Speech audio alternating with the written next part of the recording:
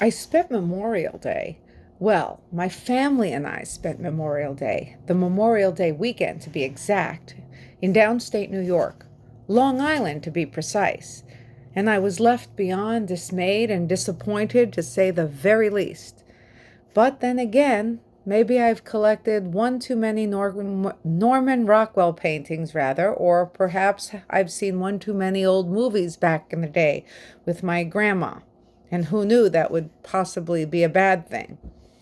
But what was potentially worse was that I was forced, after admittedly having poked fun and or harassed my husband about what I like to call the apathy up in Canada.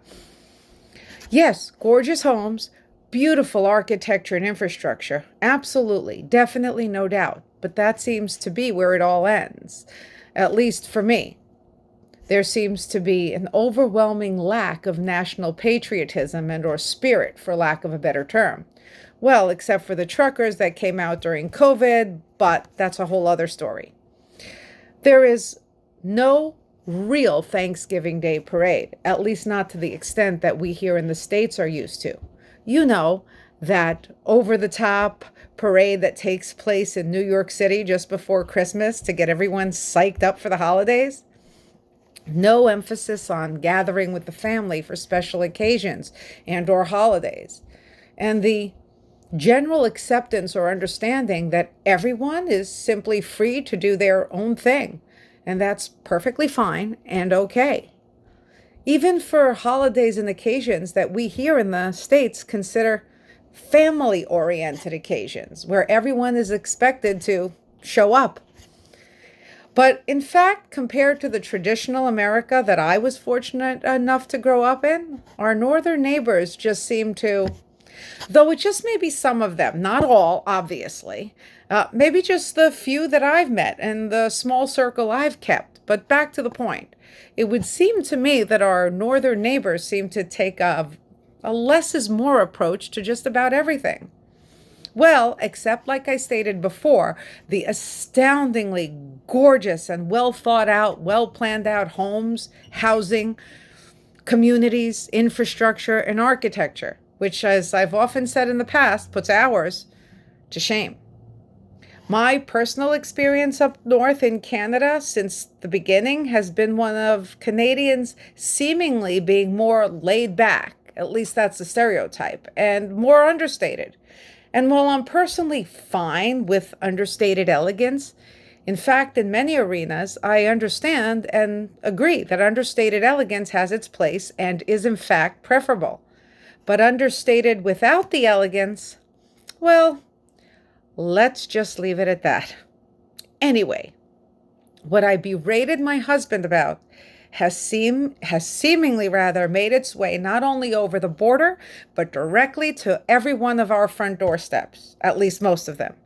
And I suppose since we are all Americans at heart after all, we've taken banality to a whole new level of extremism, almost as if trying to snub the Canadians and trying to prove to Canada that if Canada can do a difference, we can too. In fact, we can do it bigger and better. For the first time in my lifetime, well, again, except for the COVID years, I was stunned by the deafening silence in my old New York neighborhood.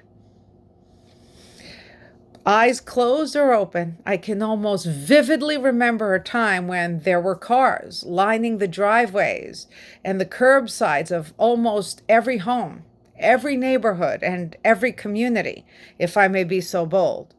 There were fantastic smells of barbecued meats wafting through the air, sights and sounds of kids playing, and even adults laughing, not to mention flags waving from nearly every lawn or porch, and music that played, dare I say, blared from almost every backyard.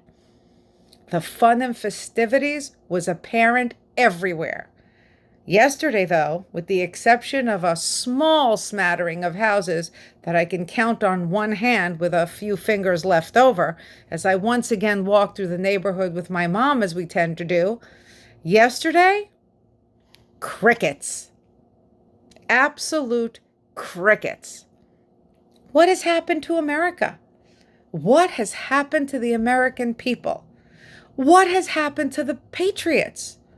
All the people from around the globe who, even if they weren't born here but came over from other nations, felt a strong sense of pride and a strong sense of patriotism and were happy to put it on display.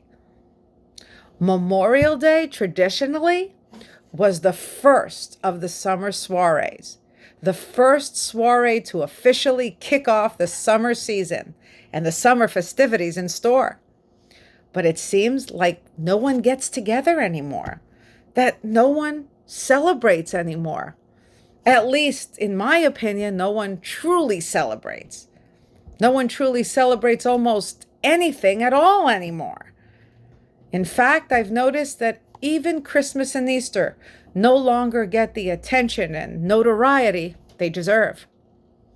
So it's fair to say that while disappointed, I am not entirely or necessarily shocked. I guess it's just what's to be expected. It's what's to be expected from a nation turned upside down, a nation that has abdicated decency for delinquency and the deviant, and a nation that has embraced the aberrant and abnormal as normal, making that the new normal. But anyway, happy Memorial Day, or should I say happy Memorial Day weekend anyway. And always remember that men died for your right to forget the occasion and therefore them.